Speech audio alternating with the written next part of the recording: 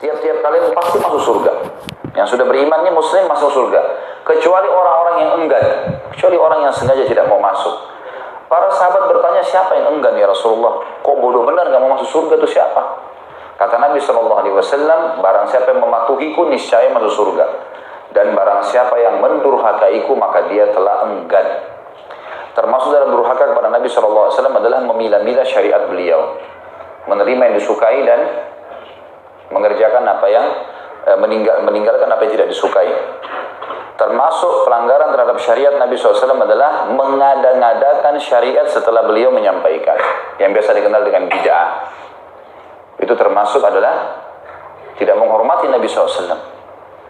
Nabi SAW sudah mengatakan di akhir hidup beliau, waktu selesai haji wada, haji perpisahan, beliau naik di atas mimbar pada saat turun firman Allah SWT surah Al-Maidah ayat 3, A'udzu billahi minasyaitonir rajim. Al-yawma akmaltu lakum dinakum wa atmamtu 'alaikum ni'mati wa raditu lakumul Islam madina. Hari ini aku sempurnakan agama kalian, nikmatku pada kalian dan aku ridho Islam sebagai agama kalian. Maka beliau sallallahu alaihi wasallam naik di atas mimbar kumpulin semua sahabat lalu berkata, seorang hamba setelah memuji Allah salawat kepada diri beliau sallallahu alaihi wasallam, beliau mengatakan seorang hamba diberikan pilihan bertemu dengan Tuhannya atau tinggal di dunia yang fana ini. Lalu dia memilih Tuhannya. Ketahuilah, agama yang aku bawa telah disempurnakan oleh Allah. Sudah selesai. Semua halal haram sudah jelas. Semua sahabat itu suka duka, mereka saling salaman, berpelukan, gembira. Agama Allah sempurna luar biasa. Kecuali Abu Bakar. Abu Bakar menangis. Terisak-isak di masjid. Maka semua sahabat bertanya, ada apa wahai Abu Bakar? Kata Abu Bakar, waktu Nabi SAW masih di atas mimbar nih. Kata Abu Bakar, kalau pembawa risalah dari langit sudah menyampaikan semua amanah Sang Pencipta, kira-kira menurut kalian apa yang tersisa? Sahabat diam. Kata Abu Bakar, pembawa risalah itu akan pulang kepada Tuhannya. Artinya Nabi SAW sudah mau meninggal. Karena itu saya menangis. Apa jawaban Nabi SAW? Benar apa yang dikatakan Abu Bakar. Benar. Maka orang semua terisak-isak menangis. Lalu kata Nabi SAW apa? Wahai sekalian manusia, jangan bersedih. Karena perjanjian kita di haudku, di kualaku nanti, di mahsyar. Yang penting kalian ikuti ajaranku, sudah aman. Akan ketemu kok. Makanya beliau mengatakan di sini, kalian semua bisa masuk surga, kecuali yang enggan. Siapa yang enggan ya Rasulullah? Orang yang mematuhiku pasti dia patuh, masuk surga berarti. Dan orang yang mendurhakaiku, memilah-milah syariat atau membuat-buat syariat yang telah sempurna, berarti dia telah mendurhakaiku. Untuk apa teman-teman buat syariat baru? Bukankah syariat Nabi SAW sudah banyak, sunnahnya sudah banyak? Kerjakan istiqomah sampai mati. Teman-teman kita yang sedang mendakwakan sunnah, yang sekarang diberikan julukan segala macam lah, Wahabi lah, garis kelas lah, apalah segala macam. Teman-teman sekalian tahu siapa yang diberikan julukan Wahabi itu? Kalau yang pernah umroh dan haji, lihat bagaimana Masjid Haram Mekah dan Masjid Nabawi. Dirawat atau enggak? Kok enggak ada yang nyaut ini? Berarti belum ada yang pergi. Belum makan. Orang bicara Mekah Madinah, Marwan bicara makan. Masjid Haram teman-teman sekarang, dengan mewahnya, marmernya, AC-nya, Qurannya diganti seminggu sekali.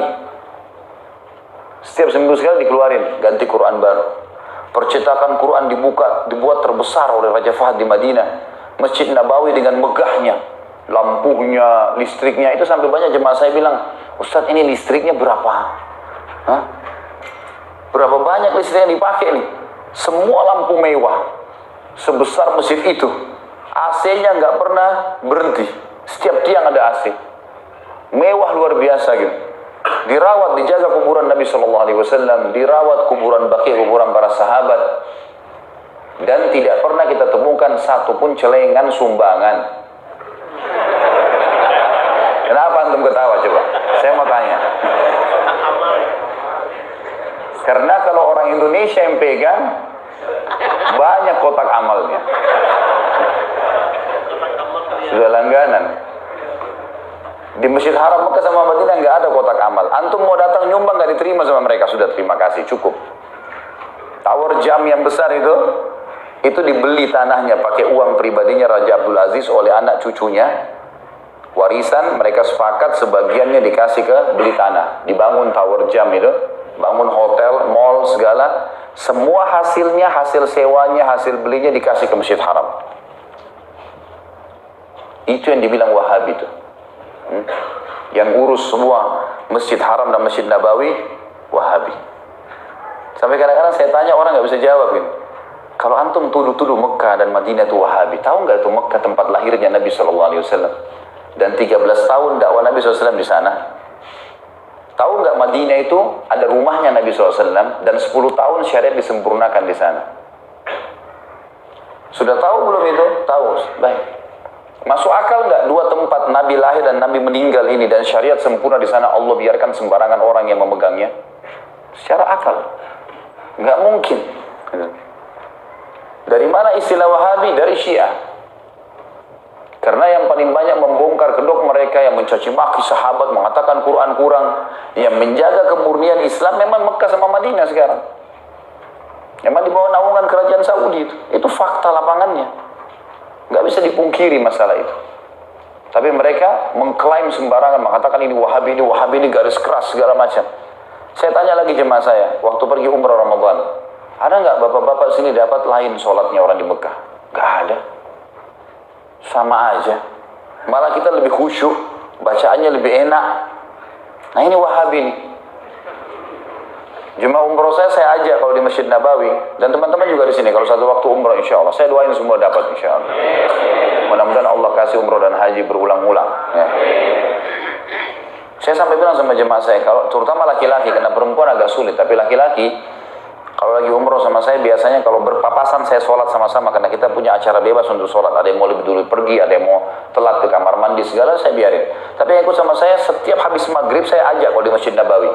Setiap hari saya pindah-pindahin, sebentar halaqah syekh ini, sebentar halaqah syekh ini, sebentar halaqah syekh ini ajar hadis, ini ajar fikih, ini ajar macam-macam ya, ilmu Al-Quran, ya, macam-macam syekh banyak di situ ajarannya. Lalu saya terjemahkan secara letter-let, ini loh Pak yang dibilang sama syekhnya, ini dalilnya dalam surah ini, dalam hadis ini, terus begitu sampai azan Isya. Terus saya tanya, menurut bapak-bapak ini bagus nggak ajarannya?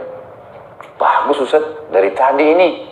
Allah berfirman, Rasulullah bersabda. Allah berfirman, Rasulullah bersabda. Saya bilang ini yang di Indonesia diklaim Wahabi nih. Ini fakta lihat lapangannya, coba lihat. Besok pindah ke Syekh Fulan, besok pindah ke Syekh Fulan. Di Mekah juga begitu.